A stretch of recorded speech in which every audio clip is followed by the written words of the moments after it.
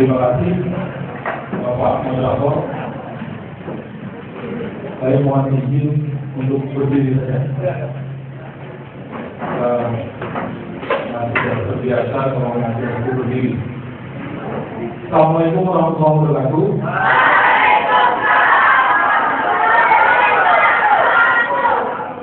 Sudah makan siang, adik-adik? Siapa yang sudah makan siang?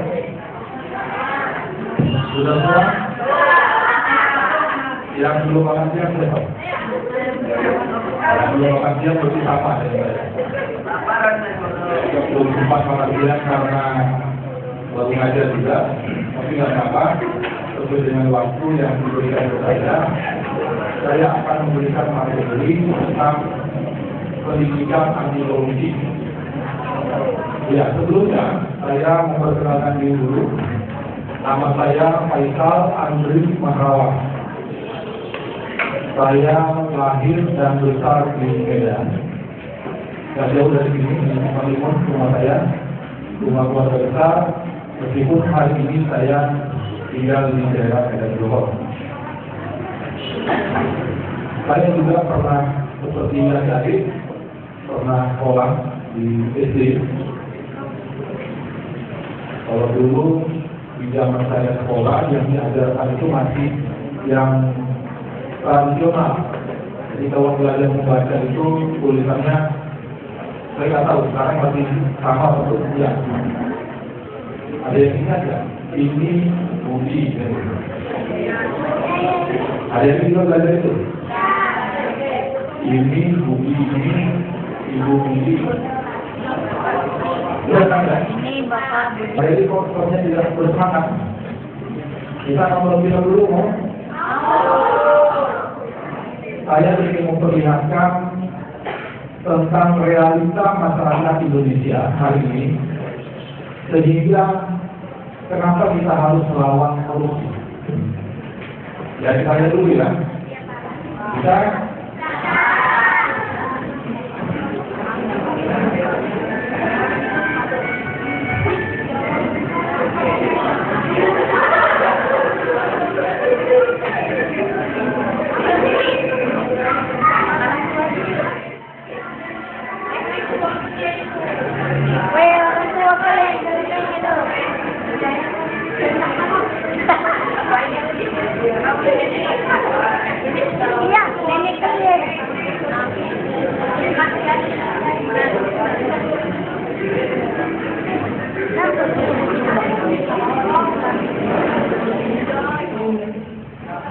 Memungkinkan.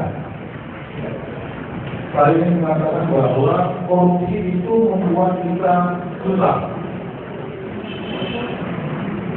Saya ingin mengatakan bahwa korupsi itu ternyata membuat kita tidak berdaya. Tadi diperlihatkan bahwa semakin banyak orang yang susah untuk berobat saja itu sulit. Pertanyaannya adalah, mengapa orang masih saja mau korupsi? Ada yang tahu? Kenapa orang masih mau melakukan korupsi? Padahal korupsi itu memiskinkan kita, bahwa korupsi itu membuat kita susah, bahwa korupsi itu membuat kita tidak berdaya. Kenapa masih ada saja orang yang mau melakukan tindakan korupsi? Ada yang bisa jawab? Coba, siapa namanya? Siapa namanya?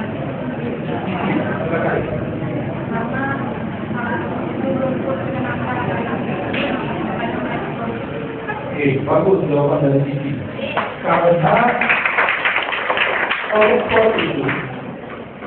Karena koruptor itu masih belum puas dengan apa yang dia miliki, sehingga dia masih mau lagi untuk melakukan korupsi karena dia tidak puas dengan apa yang dia miliki hari ini. Artinya apa? Koruptor itu yang pasti salah dan ragu. Pasti. Karena apa? Karena dia tidak puas dengan apa yang dia miliki, sehingga hak orang lain dan bukan hak dia itu diambil juga. Sama seperti orang koruptor yang melakukan atau mengambil hak-hak kita, hak-hak adik-adik yang sekolah di Al-Ittihadiyah ini, yang harus mendapatkan fasilitas yang lebih baik dari yang ada hari ini. Tapi karena dana itu dikorupsi, sehingga fasilitas ya sederhana ini. Padahal kalau sesuatu itu tidak dikorup, dia akan bisa lebih bermanfaat buat kita. Pertanyaannya kemudian adalah, apa sebenarnya korupsi itu?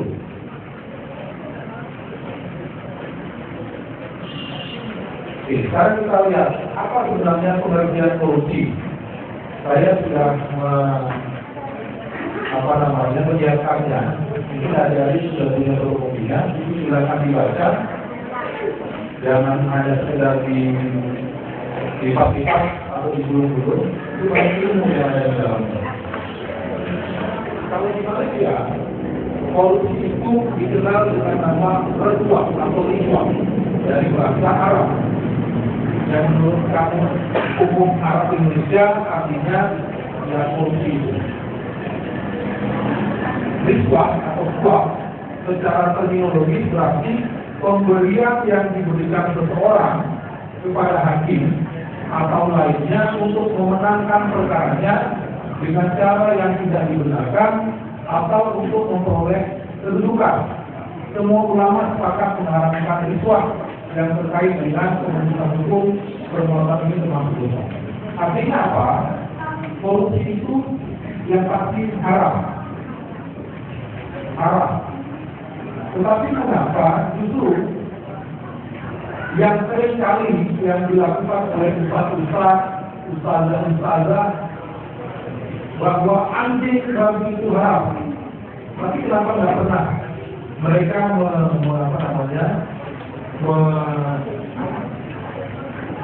mempromosikan atau bahkan di pengajian-pengajian mereka mengatakan bahwa korupsi itu haram, sama halnya dengan kita makan babi, makan anjing. Kenapa tidak berani seperti itu? Oleh karena itu, saya dan mungkin juga guru-guru yang ada di perguruan ini ingin mengajak adik-adik untuk melawan apa yang kita anggap korupsi. Korupsi tidak hanya sekedar bisa diucapkan, korupsi tidak hanya sekedar bisa didiskusikan, tetapi korupsi itu memang harus benar-benar kita anggap sebagai momok yang menakutkan bahwa korupsi itu adalah haram, dan oleh karena itu kita menjauh dari korupsi yang manis dengan segala tipu daya menganggap apa yang mereka lakukan itu adalah benar, menutup-nutupi sedemikian rupa sehingga mereka dianggap orang pahlawan, padahal dia adalah namanya sebagai koruptor. Artinya apa? Kenapa seperti itu? Seringkali kita temui karena budaya malu di kalangan bangsa Indonesia hari ini sedemikian telanjang, sedemikian terbuka, seolah-olah kita nggak tahu malu lagi, sehingga kita nggak malu ketika melakukan tindak pidana korupsi.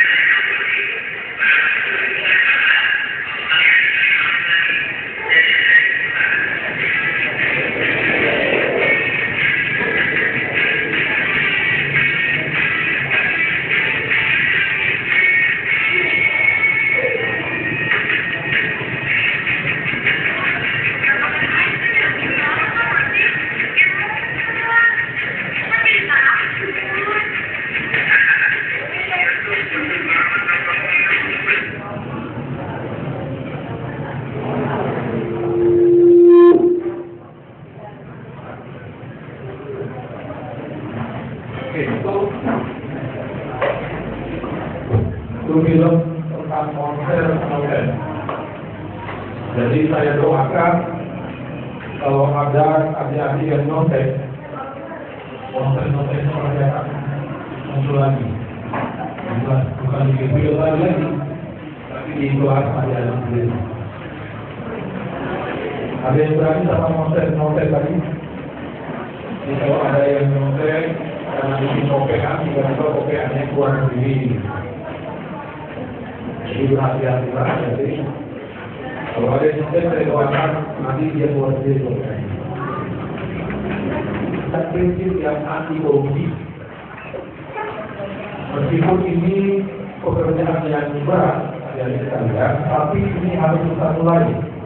Usia adik-adik harusnya sudah bisa melakukan ini sekecil apapun yang bisa dilakukan. Yang pertama itu adalah kejujuran. Kejujuran itu adalah nilai dasar dari anti korupsi. Ada yang berani untuk jujur? Ada yang berani untuk jujur? Ada?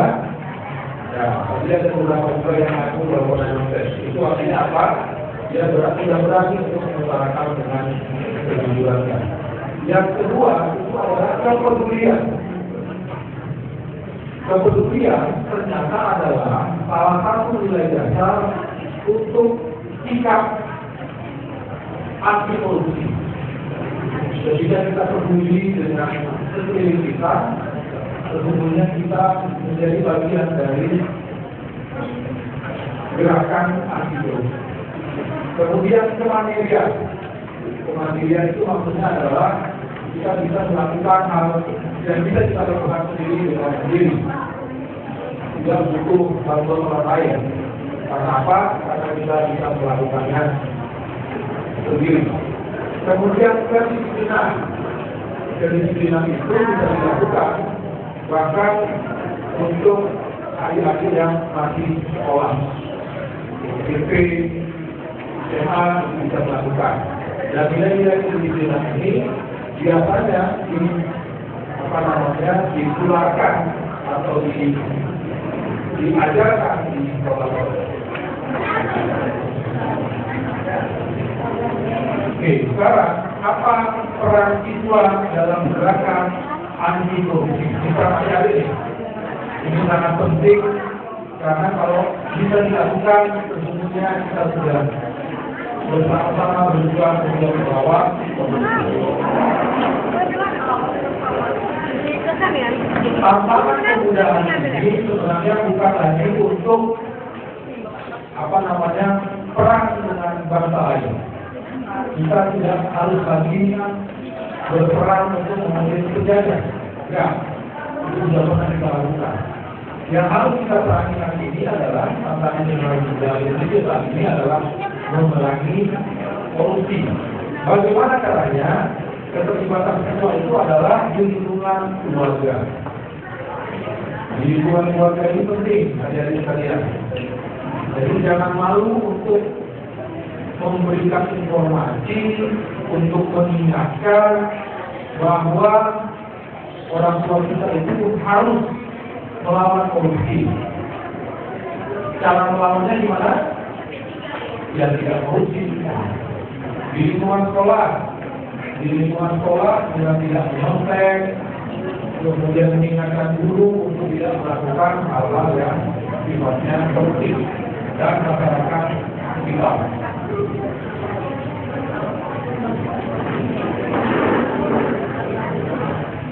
Oke, terakhir saya ingin mengatakan selamat datang kepada generasi muda anti korupsi.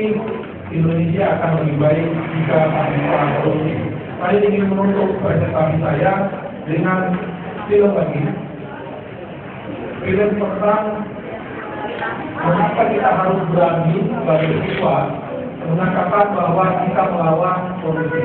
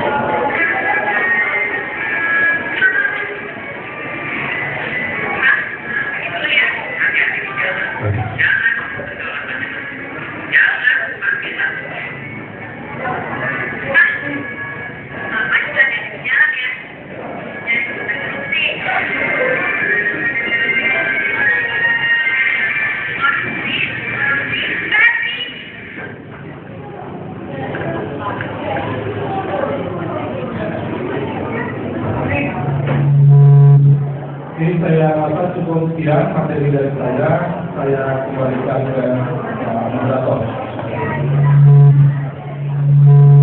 Korupsi itu menyebabkan banyaknya terjadinya kemiskinan.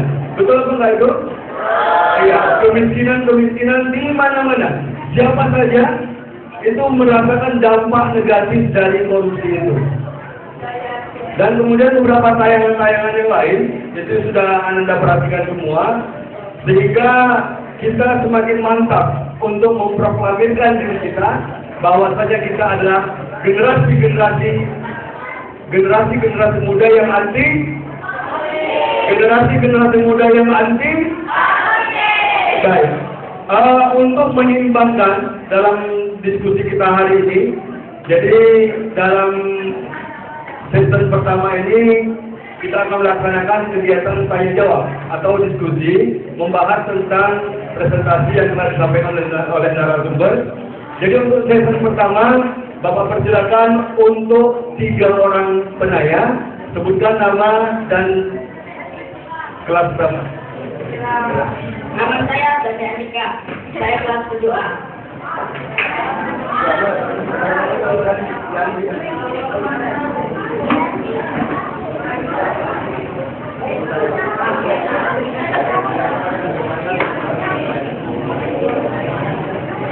Kenapa Indonesia ini kan orang banyak melakukan korupsi?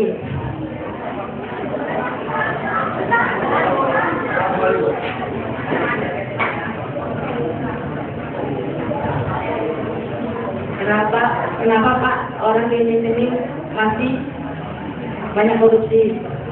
Tapi kenapa pula masih banyak yang belum ditangkap?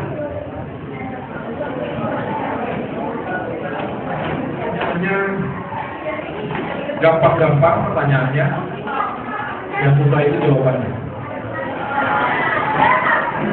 Pertanyaan dari Gandhi itu menarik. Kenapa banyak yang melakukan korupsi, tetapi kenapa banyak pula yang belum ditangkap? Mana Gandhi tadi? Gandhi mana? Oke, nggak apa-apa, gitu aja. Jadi saya ingin menjawabnya secara sederhana saja. Kenapa banyak korupsi, tetapi banyak pula yang belum ditangkap? Jawaban mudahnya adalah karena perangkat hukumnya, aparat penegak hukumnya masih korup. Itu jawabannya.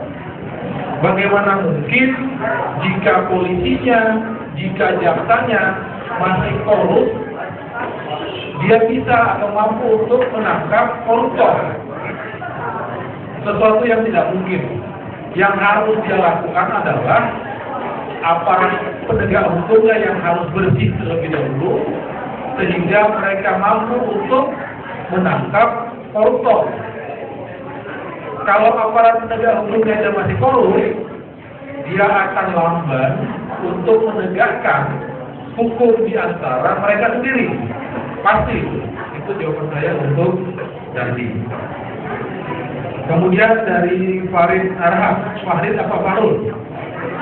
Farid. Bisakah pengangguran terjadi kalau korupsi masih merajalela? Bisakah kemakmuran terjadi kalau korupsi masih merajalela? Ya pasti nggak bisa. Pasti nggak bisa.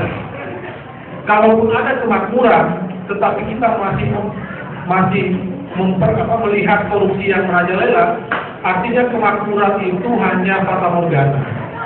Dia hanya ada di permukaan saja. Kalaupun ada yang makmur, itu ya koruptor itu tadi. Koruptor yang bebas, dia akan makmur memang. Tapi rakyat kecil seperti kita ini tidak akan memperlihatkan kemakmurannya. Artinya apa? Kemakmuran yang terlihat itu adalah fata morgana saja. Terakhir dari Hairul, jenis-jenis korupsi dan akibatnya, baik akibat dari sisi hukum dan agama. Tadi saya sudah jelaskan, banyak jenis-jenis korupsi salah satu bentuk kecilnya itu adalah apa tadi? Menyontek tadi kerugian keuangan negara. Ini adalah tindakan yang dilakukan oleh pejabat negara dari presiden sampai Kepling. Jika mereka melakukan ini, sesungguhnya mereka adalah melakukan kerugian keuangan negara. Hairul mana Hairul? Itu satu. Kemudian suap itu adalah bentuk atau jenis dari korupsi. Makanya adik-adik jangan lakukan itu.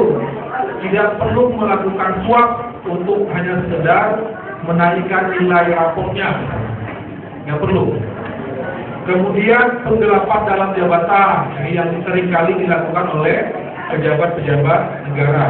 Kemudian pemerasan ini seringkali dilakukan oleh aparat penegak hukum, polisi, jaksa, dan seterusnya.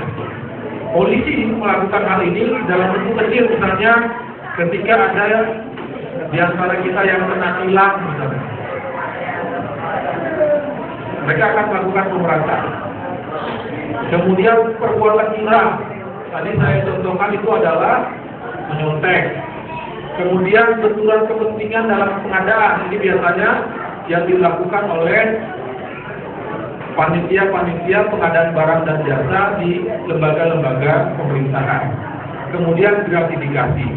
Gratifikasi ini adalah pemberian hadiah tertentu kepada pejabat atau pelaku dalam sebuah proses kegiatan. Menampilkan di bagian pertama di awal kita bertemu tentang kesusahan yang dialami oleh masyarakat bangsa ini. Kemiskinan merajalela, kesusahan, dan seterusnya. Itu adalah akibat dari tindak pidana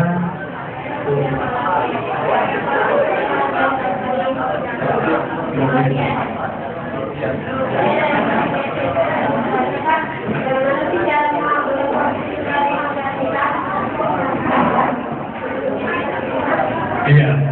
Ya, biar pulang untuk temannya dulu. Semangat dulu ya. Ya, pertanyaan ini dari Karya Sakti kelas 9. Dia mempertanyakan, gampang aja, gimana caranya menghapus korupsi itu? Ya. Saya dari kelas 12. Saya ingin bertanya, apakah Bapak setuju kalau negara kita ini masuk demokrasi APB? Nah, kalau Bapak setuju, coba Bapak uraikan di mana letak demokrasi antara kalangan pejabat dengan rakyat biasa yang melakukan tindak korupsi. Assalamualaikum warahmatullahi wabarakatuh. Waalaikumsalam. Ya, bukan perlu lagi untuk temannya. Dari kita yang pertanyaan yang sulit, terus terang saja, bagaimana cara menghapus korupsi? Tadi saya menyebutkan ada dua faktor penyebab korupsi. Faktor yang pertama itu adalah faktor internal, faktor yang kedua itu adalah faktor eksternal. Cara yang paling mudah untuk menghapus korupsi itu adalah kita utamakan yang faktor internalnya dulu. Anda berarti sebut yang kita utamakan, yang mampu kita itu adalah menghapus yang faktor internalnya dulu. Karena kalau sudah masuk ke faktor eksternal, tangan kita nggak sampai. Kalau faktor eksternal itu terlalu banyak yang harus kita lakukan. Cara yang paling mudah adalah faktor internal. Apa faktor internal itu? Faktor internal adalah penyebab korupsi yang datang dari diri pribadi. Sifat tamak, rakus, tidak kuat, dan seterusnya itu. Perbuatan curang, segala macam. Itu yang bisa kita lakukan. Makanya tadi saya sampaikan ke adik-adik, salah satu bentuk kecil korupsi itu adalah yang pernah atau sering kita lakukan adalah apa tadi?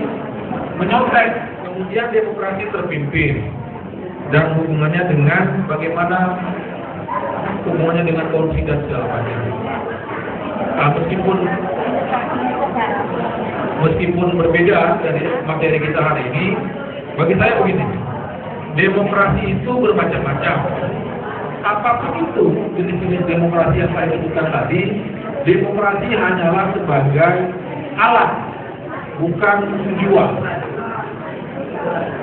Ya, saya ulangi, demokrasi adalah alat atau sarana, bukan tujuan kita berbangsa dan bernegara. Tujuan kita berbangsa dan bernegara adalah negara kesejahteraan atau welfare state. Sekali lagi saya ingin katakan, demokrasi hanya sekedar alat. Kita jangan memperjuangkan demokrasi terus-menerus dengan menghalalkan segala cara, sementara kita masih tetap miskin-miskin saja. Berarti kan ada yang salah dari demokrasi. Yang harus kita perjuangkan adalah bagaimana agar bangsa ini menjadi. Ya, tepuk tangan dulu kita tuh supaya yang semangat dulu ini. Ya, masih telah kita lalui dan semua pertanyaannya sangat luar biasa. Saya Muhammad Rafi, saya kelas 9 SMP. Pak, saya ingin bertanya, jauh ini korupsi merupakan masalah yang sangat fenomenal, sehingga media pun banjiran berita dan mengingatkan seluruh media baik, media cetak, radio dan televisi selalu memberitakan korupsi, bahkan menjadi berita pembuka. Yang ingin saya tanyakan kepada Bapak adalah beberapa besar kesadaran masyarakat mengenai korupsi. Ya, hingga saat ini sudah terjadi. Saya tanyakan. Iya. Terima kasih. Assalamualaikum warahmatullahi wabarakatuh.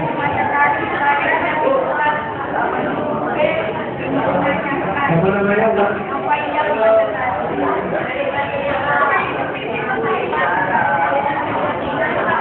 Ya. Menurut Bapak, apakah KPK sudah maksimal dalam upaya pemberantasan korupsi? Ikut? Saya ikut namanya. Nama saya Rasa Sama. Kelas 8. Apa yang bisa kami lakukan dan mengimbau kami sekarang untuk bisa melawan korupsi? Dari Rafiq tentang peran media dan kesadaran masyarakat. Sebentar ya, tolong diperhatikan dulu.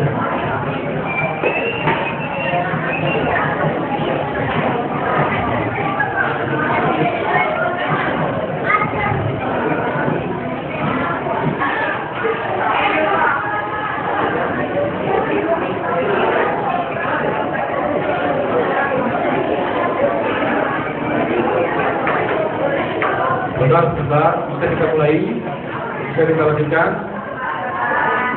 Oke, tentang peran media.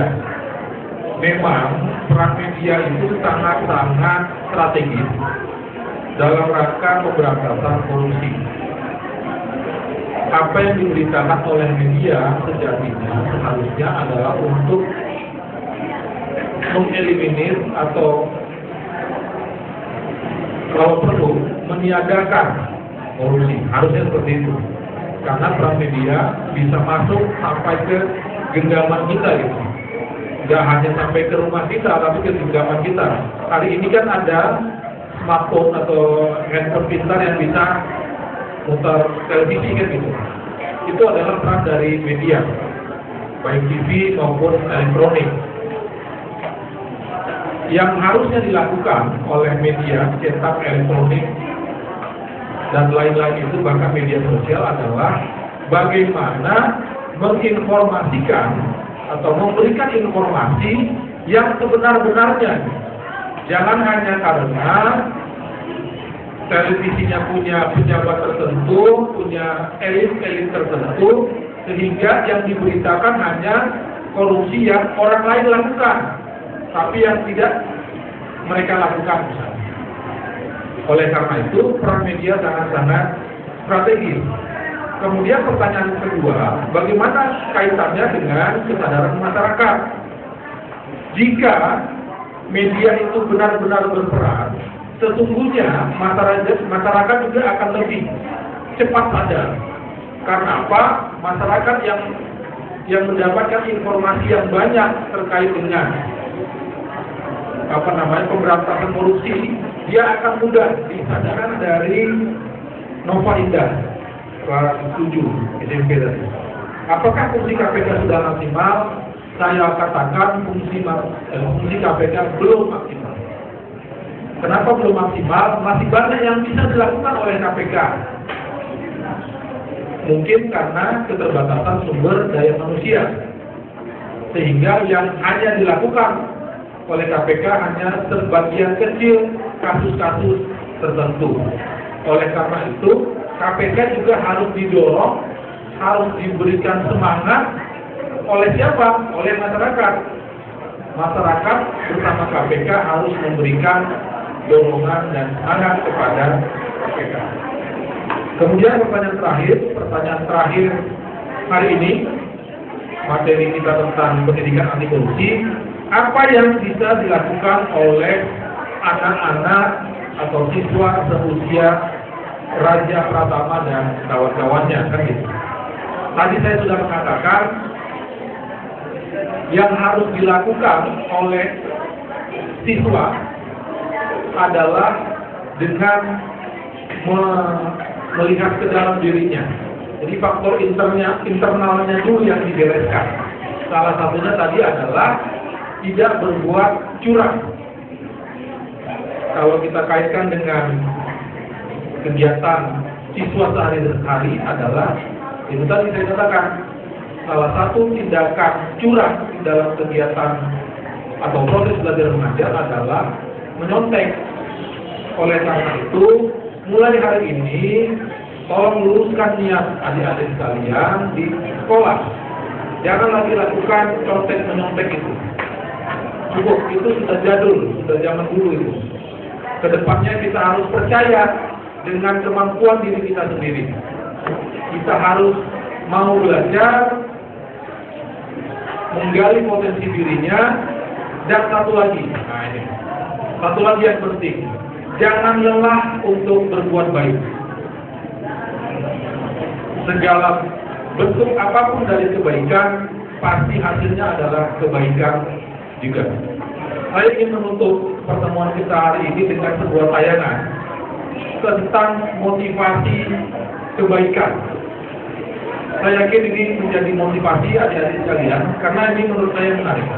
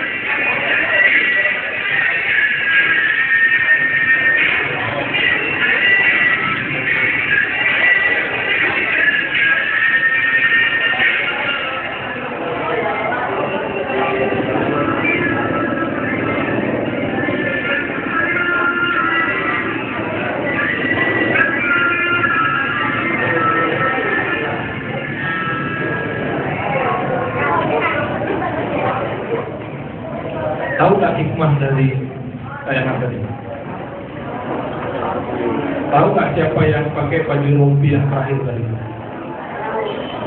Yang pakai baju rompi yang terakhir itu adalah yang menolong anak kecil yang jatuh dari skateboard.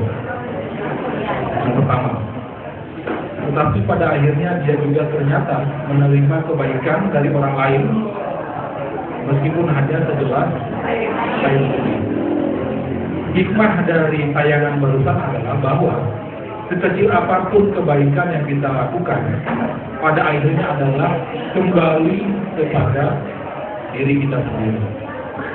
Jadi saya motivasi adik-adik untuk jangan lelah melakukan sekecil apapun kebaikan, karena pada akhirnya kebaikan sekecil apapun itu akan kembali menjadi kebaikan buat kita sendiri. Terima kasih atas perhatiannya. Mohon maaf jika ada kekurangan. Terima kasih kepada Bapak dan Ibu guru di perguruan Alif Hidayah. Mohon maaf saya jika ada kekurangan. Billahi taufiq wal hidayah. Assalamualaikum warahmatullahi wabarakatuh. Ya, alhamdulillah. Ya, silakan kita berikan aplaus untuk ya, kita berikan aplaus lagi yang lebih meriah. Terima kasih.